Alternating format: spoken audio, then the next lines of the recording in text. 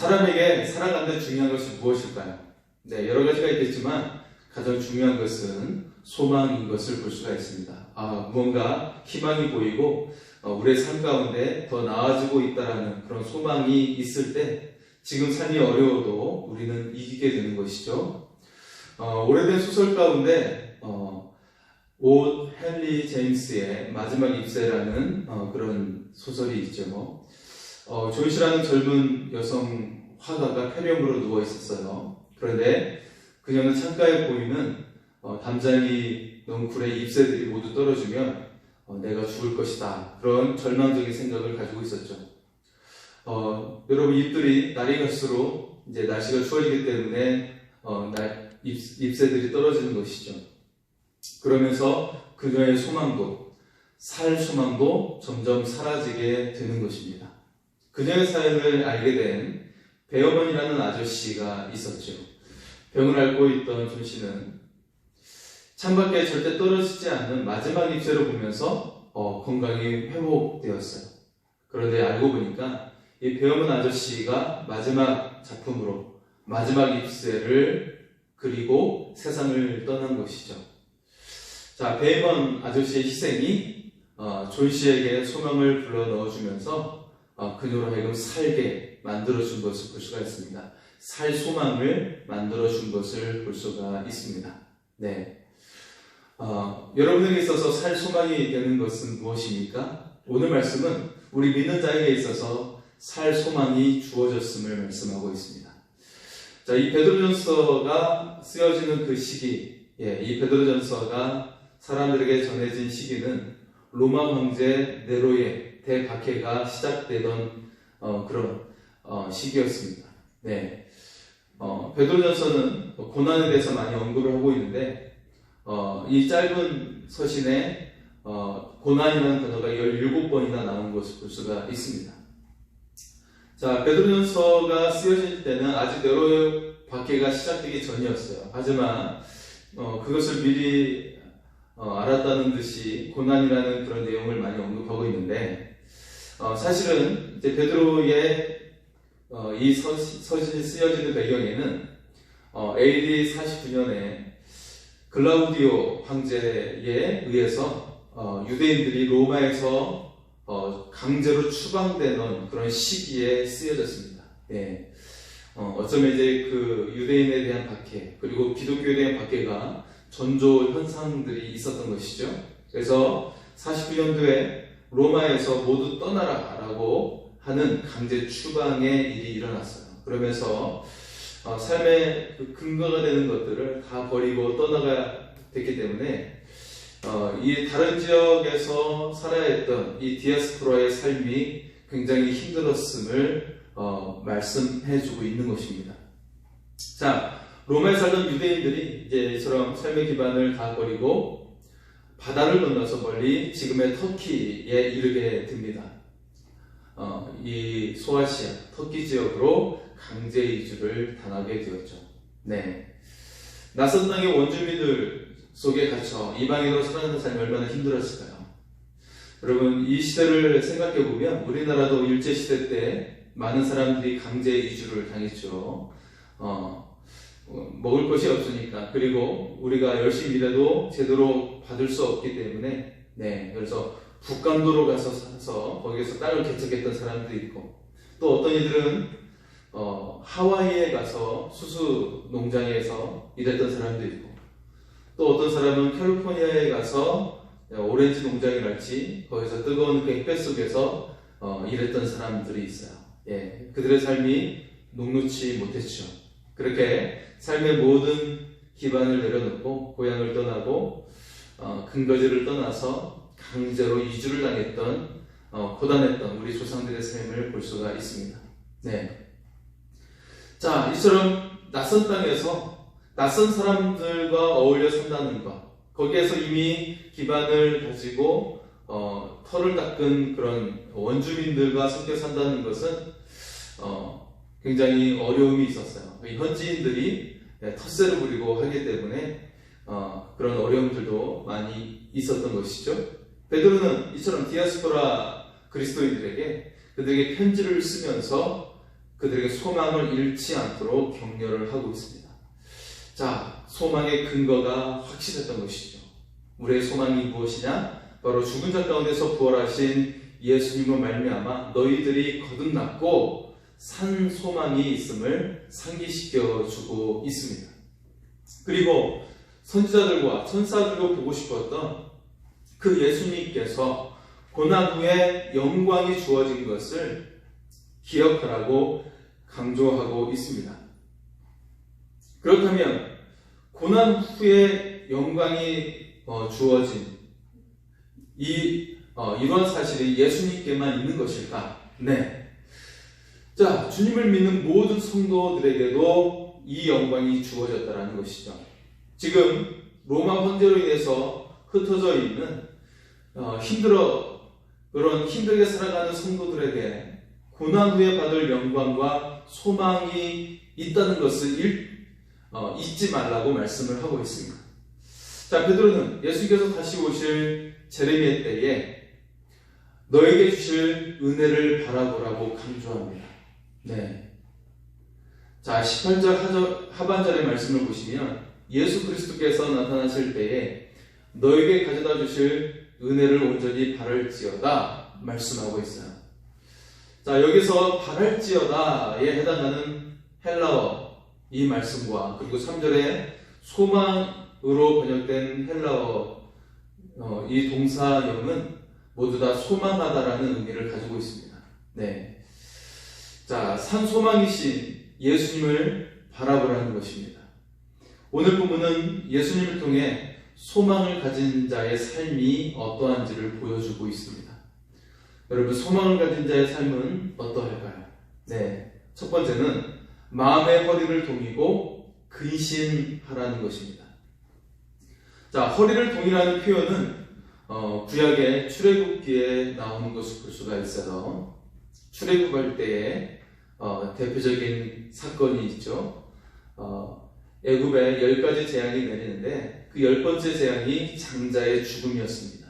그런데 이 죽음의 사자가 히브리인들, 그러니까 유대인들의 집에서 뛰어넘어가기 위해서 이 집에 머물지 아니하고 지나가게 하기 위해서 행해야 했던 유월절 의식이죠. 유월절 의식이 있었는데 그것은 어린 양을 잡아서 문설주에 피를 바르고, 네, 그리고 문을 굳건히 잠그고, 그리고 이 어린 양 고기를 급하게 먹으라고 말씀하고 있어요. 이 고기를 먹을 때 허리에 허리띠를 끼고 발에 신을 신고 손에 지팡이를 잡고 고기를 먹으라고 말씀을 하고 있는 것이죠. 얼마나 여러분 이 식사를 하는 이 모습이 얼마나 불편하겠습니까?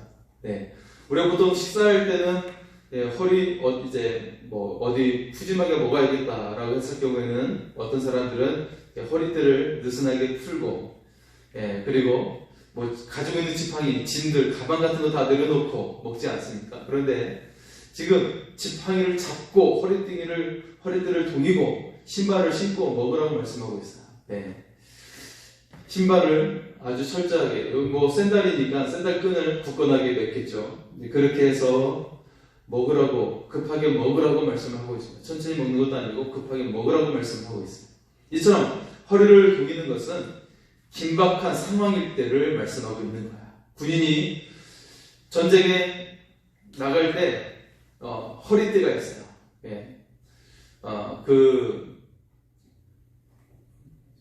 군대 세대한 지가 워낙 오래돼가지고 그게 반 뭐라고 하는데요.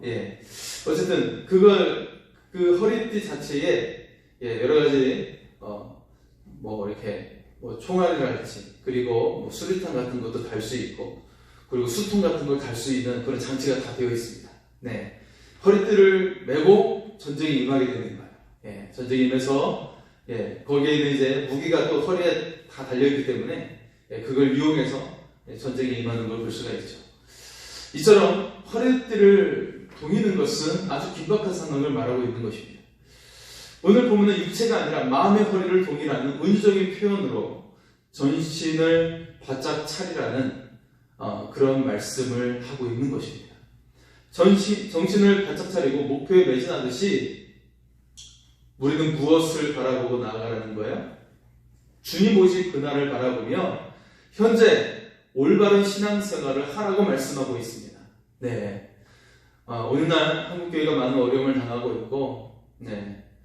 그리고 한국 사회에 많은 지탄의 대상이 되어가고 있지만, 하지만 이때 우리가 정신을 바짝 차리고 주님 오실 그날을 바라보면서 살아가라고 말씀을 그렇게 말씀을 하고 있는 것입니다. 그럴 때 주님의 역사가 우리 가운데 있다라는 것입니다.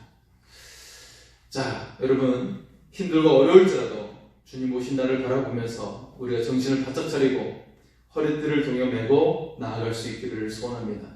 주님의 역사가 여러분의 삶 가운데 늘 함께 하실 줄 믿습니다. 두 번째는 거듭나기 전에 했던 사역을 따르지 말라고 말씀을 하고 있습니다. 자, 14절의 말씀을 보면요. 14절입니다. 너희가 순종하는 자식처럼 전에 알지 못할 때에 따르던 너희 사역을 본받지 말고. 자, 전에는 예수님을 모르기 때문에 아무것도 몰라서 온갖 욕심을 따라 살았지만 이제는 순종하는 자가 되었으니 욕심을 버리고 살라는 것입니다. 거듭난 사람은 욕심을 버리는 사람이죠. 세상에 대한 욕심을 갖지 않는 사람입니다. 욕심이 가득한 사람은 성령님이 마음에 있을 자리가 없어서 거룩한 마음을 품을 수가 없어요. 네, 거듭났다면 마음의 욕심을 버릴 수 있기를 소원합니다. 우리의 마음속에는 오직 주님이 충만함으로 거할 수 있는 믿음의 삶이 되기를 소원합니다.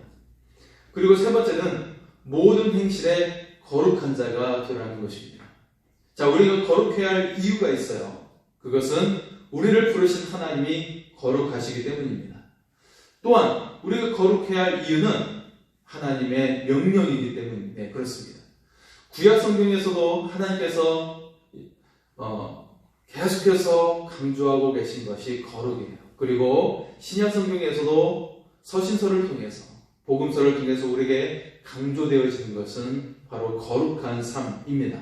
네, 이처럼 하나님의 백성의 대표적인 특징은 거룩이에요. 왜냐하면 하나님의 속성이, 하나님의 성품이 바로 거룩에 있기 때문에 그렇습니다.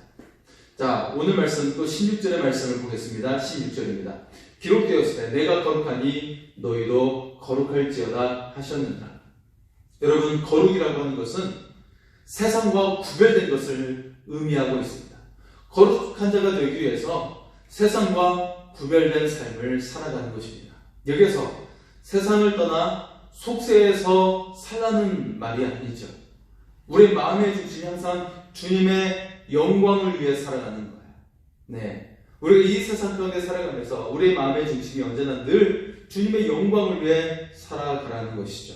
아침에 세수를 해도 주님께 영광, 밥을 먹을 때도 주님께 영광, 일을 하고 또 사람을 만날 때도 주님께 영광을 위해서 하라는 것. 이것이 바로 진정한 거룩이에요. 네, 여러분, 네,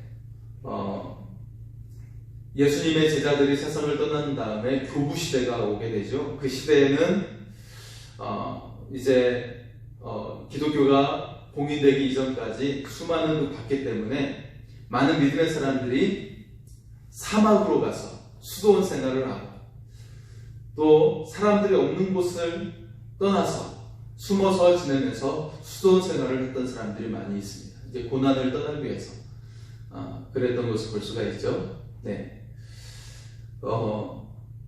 하지만 주님께서는 이 고난, 그들의 이제 그 신앙을 유지했던 그런 모습들이 우리에게까지 또 이어진 것을 볼 수가 있어요. 하지만 일반적으로 주님께서는 세상을 향해 가라고 말씀을 하고 있죠.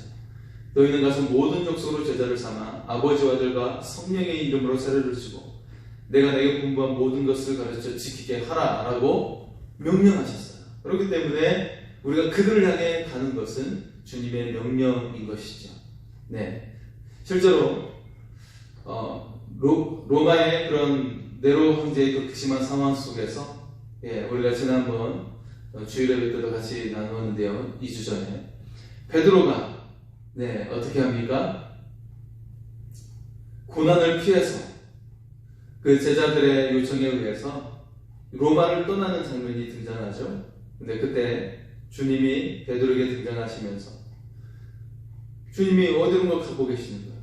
그 모습을 보고 베드로가 부활의 그 주님을 바라보면서 묻습니다. 주여, 어디로 가시나이까? 코바디스 디오메 라고 묻잖아요. 네. 그때 주님은 나는 로마로 간다. 로마로 가서 죽으러 간다. 라고 말씀을 하시죠.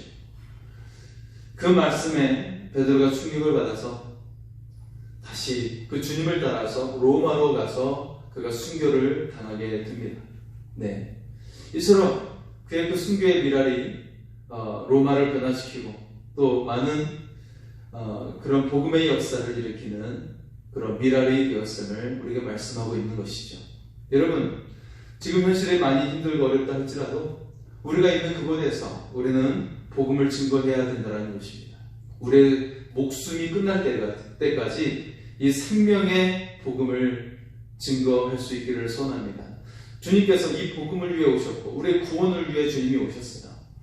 주님이 이것을 위해 우리에게 자신의 모든 삶을 주셨고 죽으시고 십자가에 달리신 것처럼 우리의 사명이 다하는 그날까지 우리에게 주어진 이 복음의 사명을 온전히 감당할 수 있기를 소원합니다.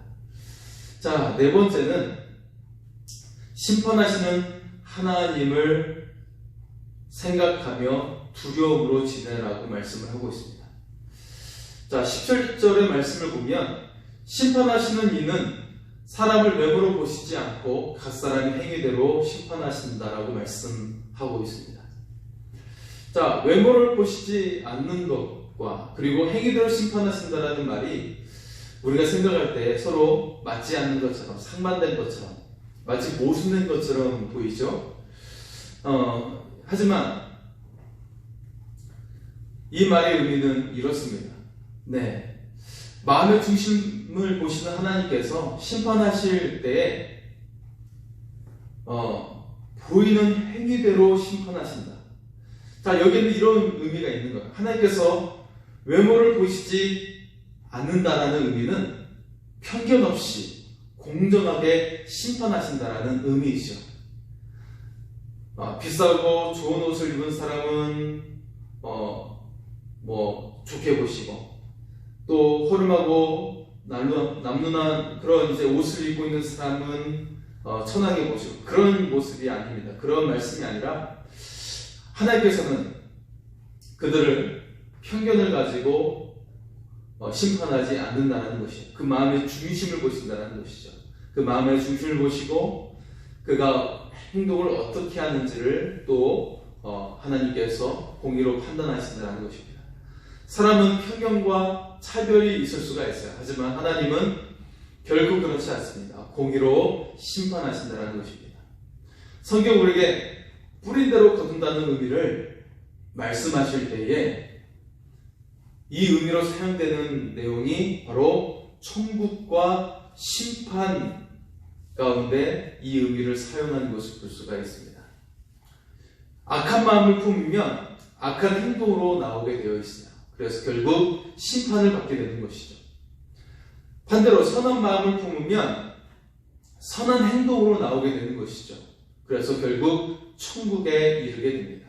그런데 여러분, 모든 선함의 근본이 어디에서 나오게 돼요? 바로 사람이 아니라 하나님께로부터 나오게 된다는 거예요. 사람에게서는 선한 것이 나오기가 힘들어요. 아담의 선악과 이후에 사람이 타락했기 때문에 사람 속에서는 선한 것이 나오기 힘듭니다. 따라서 하나님을 믿는 올바른 믿음을 통해서 하나님이 우리 속에 들어오심을 말미암아 그 하나님의 그 선하심이 우리 속에서, 우리 안에서 비로소 나오게 되는 거예요. 하나님을 믿는 그 사람, 그 속에 하나님이 계시기 때문에 선한 마음을 품게 되고 선한 일을 하게 되어서 결국 천국에 이르게 되는 것입니다. 그래서 교부 시대나 그리고 중세 시대 때도 그들이 속세를 떠나서 그렇게 수돈 생활을 하거나 했던 모습들, 그리고 단지 사제직을 하거나 하나님께 헌신하고자 했던 사람들이 그렇게 최우선으로 그런 성직자의 일을 하려고 했던 모습은 어떤 모습이에요? 내가 이처럼 하나님의 일을 한다면 구원받았다라고 생각했던 그런 모습이 있었어요. 그런데 여기 한 가지 모순이 있죠. 네, 우리가 하나님을 믿고 교회에 들어왔다 할지라도, 심지어 성직자의 그런 직분을 갖는다 할지라도 우리의 행동이 그런 선한 열매로 나오지 않으면 하나님께서 인정하지 않는다는 것입니다. 네. 결국에는 우리가 순전한 믿음으로 내가 어떤 일을 하든지 어떤 직장을 가지고 있고, 그리고 내가 성직이든 아니든 상관없이 우리 마음의 중심이 하나님께 향해 있으면 내가 어떤 일을 하든지 그 일이 성직이 될 수가 있다는 것입니다.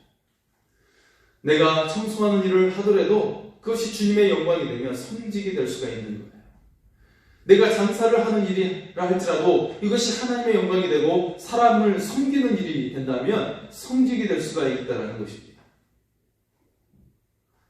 내가 기업을 맡은 그런 CEO가 된다고 했을 때에도 이것이 천박한 일이 아니라 하나님의 영광을 위하고 사람을 섬기고 사람을 기쁘게 하는 일이 된다면 이것이 성직이 될 수가 있는 것. 이것을 통해 하나님께 영광을 드리고 많은 영혼을 구원할 수 있는 일이 된다면 성직이 될 수 있다는 것입니다. 중요한 건 뭐예요? 무엇입니까? 우리의 중심이 하나님께 향해 있어야 된다는 것입니다. 이것을 보고 하나님은 우리를 심판하신다는 것이죠. 자, 산소망이신 우리가 예수님을 따라 소망을 가진 자의 삶을 살아갈 수 있기를 소원합니다. 예수님이 우리의 산소망이 되시기 때문에 우리는 소망을 가진 그런 삶으로 살아가야 한다는 것이죠. 오늘 말씀은 그런 삶을 위해서 허리를 동이면서 오직 주님을 바라보라고 말씀을 하고 있어요. 그리고 욕심을 따르지 말라고 말씀을 하고 있어요. 그리고 거룩하고 심판하시는 그 하나님을 두려워함으로 우리가 살아가라고 또 말씀을 하고 있습니다. 그 이유는 우리의 옛사람의 모습이 아니라 부활하신 예수님을 통해 새로운 사람이 되었기 때문이라고 말씀을 하고 있습니다. 따라서 죽은 자 가운데서 그리스도를 살리신 하나님께 믿음과 소망을 주라고 오늘 성경은 우리에게 말씀하고 있습니다. 우리의 소망이 어디 있어요? 네, 내가 거하고 있는 집도 아니고 돈이 들어가 있는 통장도 아니고 오직 우리의 소망은 바로 하나님께 있다는 거예요. 죽은 자도 살리신 하나님께 우리에게 믿음과 소망이 있다는 것입니다. 우리의 소망은 하나님께 있습니다. 주님께 소망을 둔 사람은 하나님을 사랑하고 사람을 사랑하게 되는 거예요. 하나님을 섬기고 사람을 섬기게 되는 것입니다. 거듭난 사람에게 산 소망을 잃을 수 없는 이유는 거듭남이 바로 하나님의 말씀으로 되었기 때문이라고 말씀하고 있습니다. 우리 마지막으로 23절의 말씀을 보겠습니다. 23절입니다. 너희가 거듭난 것은 썩어질 씨로 된 것이 아니요 썩지 아니할 씨로 된 것이니 살아있고 항상 있는 하나님의 말씀으로 되었느니라. 하나님의 말씀이 씨가 되어서 태어나는 사람은 결코 썩지 않습니다. 하나님의 말씀이 영원하기 때문입니다. 그러므로 고난 속에서 절망할 수 없는 이유는 결코 썩지 않는 영원한 생명 되신 주님이 우리 안에 거하시기 때문입니다. 하나님 안에 거하는 자는 소망을 잃지 않는 거예요. 소망을 잃을 수가 없어요. 그 소망은 살리는 소망이 되고 죽은 소망이 되지 않습니다. 하나님의 말씀은 마르지 않고 시들지 않고 땅에 떨어지지 않고 새삼토록 영원하다고 말씀을 하고 있어요. 하지만 인간이 가지고 있는 이 세상의 소망은 풀이 마르듯이 그냥 순식간에 순식간에 마르고 사라진다라고 말씀을 하고 있습니다. 따라서 하나님의 말씀으로 그 말씀에 시로된 우리들은 하나님의 그 영원하신 말씀을 따라 우리도 영원한 존재들인 것을 우리가 믿으며 살아갈 수 있기를 소원합니다. 어떠한 고난 중에도 살아있는 이 소망을 잃지 않기를 원합니다. 마음의 허리를 돌리고 소망의 하나님을 바라볼 수 있기를 소원합니다. 그 하나님을 통해 우리는 아름다운 열매를 맺게 될 줄 믿습니다. 날마다 우리의 소망의 신, 그 부활의 주님을 바라보며 승리할 수 있기를 소원합니다. 이 시간 오직 주의 사랑에 매여 같이 찬양하며 기도하겠습니다. 오직 주의 사랑에 매여